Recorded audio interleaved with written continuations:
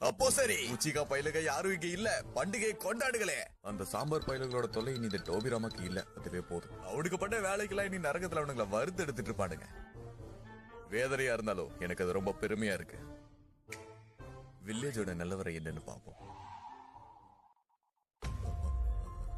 என்ன